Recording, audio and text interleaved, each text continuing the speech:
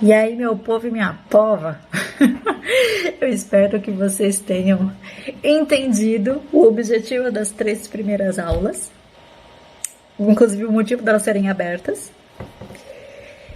E entendam que assim, mergulhar na nossa história não é fácil, mas é essencial para saber que tipo de autor você é. E lembra que eu disse lá na primeira live que eu tinha certeza que se você tivesse algum problema de autoconhecimento, algum problema de aceitação, você ia se identificar com a Hermione do Harry Potter? Agora eu vou te explicar o motivo. Você conhece a J.K. Rowling e o Harry Potter, né? Eu acho que todo mundo nesse planeta deve conhecer essa história. Ela é uma das escritoras. Bom, vamos supor que você não saiba, que você, sei lá, viveu em Marte e voltou pra Terra hoje. Então, assim, ela é uma escritora. Eu acho que ela é a mais famosa da nossa geração. Ela é genial, ponto, né? E ela conhece a própria história. E eu acho que ela ainda não ressignificou muita coisa da história dela. Eu acho que ela não superou completamente a sua dor. E ela deixou muita coisa transparecer no texto. A J.K. Rowling, ela sofreu abuso do ex-marido, o pai da filha dela. Ela saiu de casa com a criança e viveu com auxílio do governo por um tempo. Ela diz, inclusive, que ela escreveu Harry Potter num café, porque a casa dela não tinha calefação. Então imagina aquele frio de Londres, você não ter calor na tua casa. Em uma entrevista, ela disse que o jogo do quadribol, né, ele foi inspirado pelo ex-marido dela. As bolas das Butchers, eu não lembro em português o nome, mas aquelas bolas mais violentas, né, que atacam os jogadores. Foi inspirada no ex-marido dela. E agora sim, quantas meninas se identificam com a Hermione? Ou Hermione, eu falo Hermione, mas enfim, tu entendeu? Essas meninas que se identificam com ela, elas precisam parecer perfeitas para a sociedade. Estudiosas, espertas e com uma casca para tentar se igualar para quem nasceu num berço melhor. No caso da Hermione, para tentar se igualar a quem nasceu num berço de bruxos, né? Porque ela nasceu numa família de trouxas. A Hermione, internamente, ela é extremamente frágil, insegura, e ela chegou em Hogwarts endurecida para se defender. A J.K. Rowling, ela não precisou escrever uma palavra sobre isso explicitamente, sabe? Ela deixou isso nas entrelinhas, porque era nas atitudes da personagem aliás, foram as atitudes da personagem que se conectaram com todas essas meninas que se sentiam iguais, né? Que se sentiam como as meninas que precisavam ser inteligentes para serem escolhidas num grupo de trabalho na escola, porque elas sabiam que elas não iam ser, por exemplo, as meninas que iam ser escolhidas para jogar futebol, para jogar vôlei, mas elas seriam escolhidas para fazer um trabalho de história. Era assim que elas pertenciam a um grupo, né? De maneira até inconsciente, essas meninas elas acabaram se identificando com a Hermione.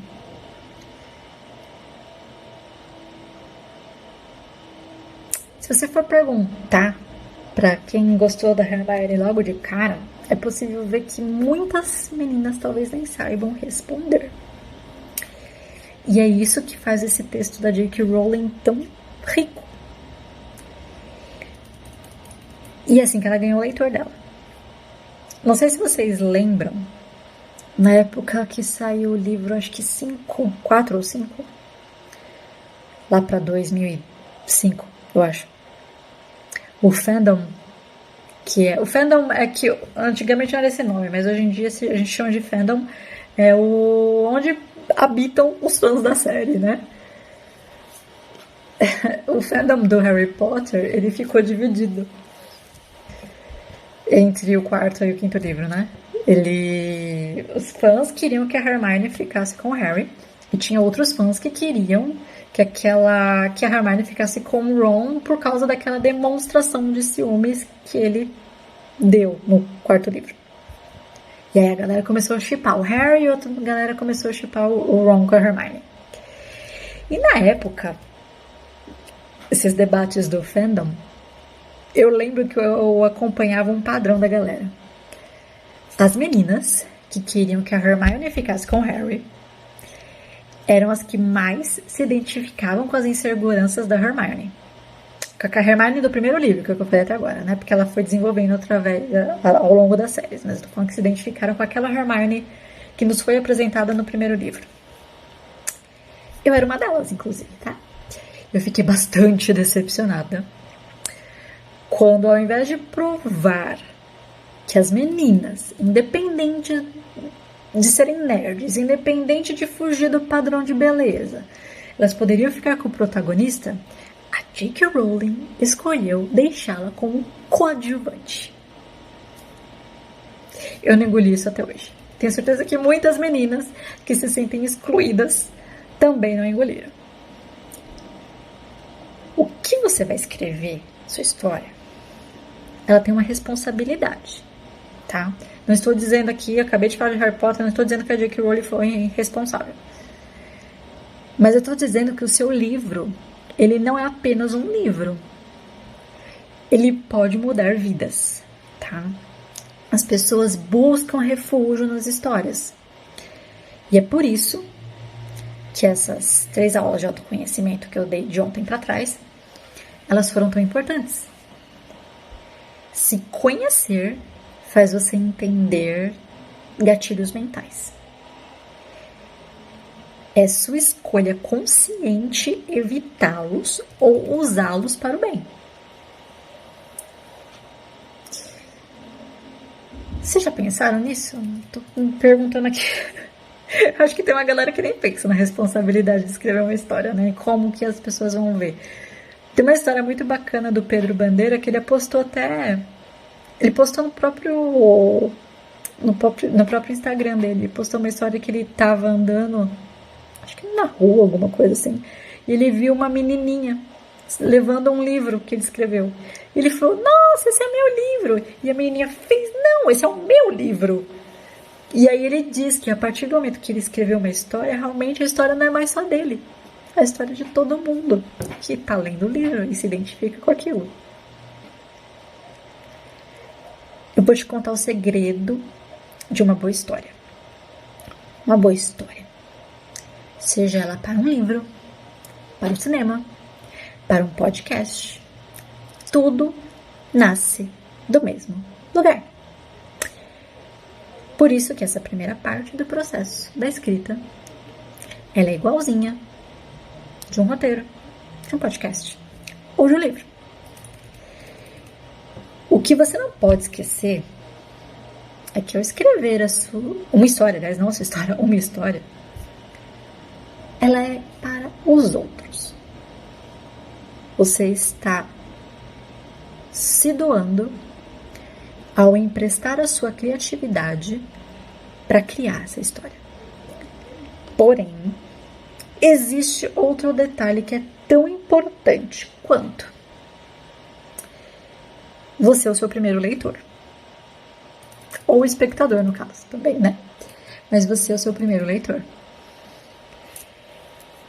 Mais do que qualquer técnica, mais que o workshop, mais que ficar consumindo aulas repetitivas, que não fazem você sair do lugar, você precisa ter a consciência que você precisa escrever uma coisa que você gosta de ler.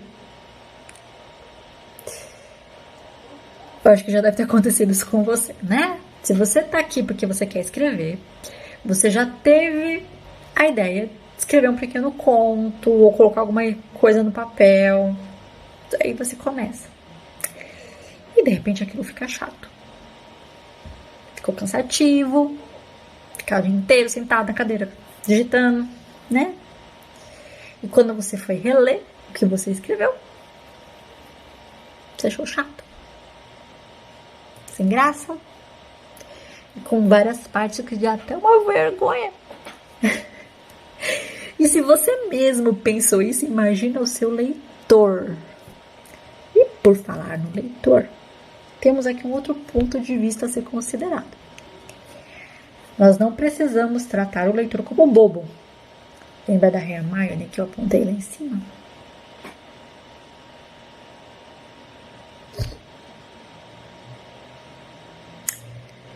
Toda a construção do personagem tem uma parte de construção psicológica que fica nas entrelinhas.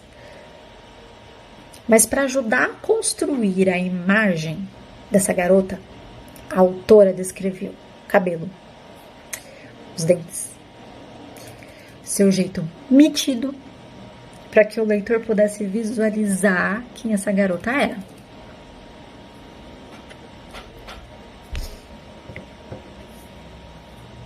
Então, assim, o ingrediente mágico que eu vou explicar aqui, agora, e que eu quero que você leve para todo o curso,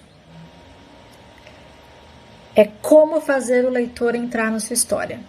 Nos dias de hoje, nós somos pessoas visuais, nós estamos mais visuais do que nunca. Então, o segredo é: faça o leitor visualizar a sua história. Faça o leitor visualizar o cenário, visualizar os personagens e mergulhar nessa experiência junto com você. Minha intenção é dividir a minha experiência com você, junto com as técnicas, para enredo de roteiro e de livro também. Eu sou formada em cinema há 16 anos. Eu escrevo há mais de 20 anos. E eu vou te dizer que conseguir escrever visualmente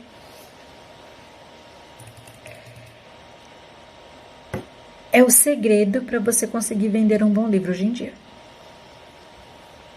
Amanhã eu vou abrir as inscrições para mentoria A Pirâmide, escrevendo da base ao topo. A base você acabou aqui comigo agora, tá? A segunda parte a gente já vai começar direto com técnicas de filmes, de livros, e aí a gente vai ter inclusive algumas sugestões de tarefas. Então, assim, como que a pirâmide é dividida? A base é o autoconhecimento. A técnica é o meinho da pirâmide. E essa técnica vai ser dividida em duas partes. Em não ficção e ficção. Por quê? Tem muita gente que entra no curso querendo saber como escrever um livro, um e-book, contar uma história ou até mesmo desenvolver um texto mais jornalístico e não quer desenvolver ficção, né? Às vezes a pessoa já entrou gente para mim que queria escrever um e-book para dar de presente para os clientes que fechassem contrato com eles na empresa dele, né? Ele queria se transformar em uma autoridade e tendo um e-book é uma das melhores maneiras que você tem para poder se transformar em uma autoridade. Então a primeira parte vai ser técnicas gerais de escrita, que vão ser não ficção. Depois que você entender como escrever uma não ficção, que vai entrar monografia, entra escrita de memórias da sua família, entra livros técnicos, enfim. Depois dessa fase, aí eu vou te ensinar a desenvolver um universo ficcional, tá? O universo fictício, e é onde você vai aprender a escrever uma história de ficção. Com ambientes, com personagens, com enredo, com plot e subplot. E aí nós vamos fechar o meio da pirâmide, que é contar uma história escrita, um livro, tá? E aí nós vamos para o topo da pirâmide. O topo da pirâmide é usar todo esse conhecimento técnico que eu passei até agora, que é um curso básico de escrita criativa. E eu vou te ensinar a transformar tudo isso que você aprendeu em um roteiro. Roteiro que pode ser para YouTube, para Reels, para podcast, para seriado, para novela, para cinema. Vou te ensinar todas as técnicas que precisa para escrever um roteiro. Para roteiristas. E ainda tem 2 aulas extras no finalzinho, que é roteiro para diretor de cinema, tá? Como fazer um roteiro de produção. Porque o roteirista, ele para no roteiro literário. Quando ele entrega o roteiro literário para o diretor, o trabalho dele terminou. E aí eu vou te dar 2 aulas sobre como transformar o roteiro literário em um roteiro de produção de filme. E no topinho da montanha, quando você terminar de escrever o seu livro ou o seu roteiro, eu vou te dar 4 encontros para discutirmos a sua obra. E se for sua intenção, subir ela na Amazon. Certo? Então amanhã cedinho vou abrir as inscrições e vou colocar o link aqui. Certo? Um beijo, eu espero vocês na mentoria. Vocês não vão se arrepender.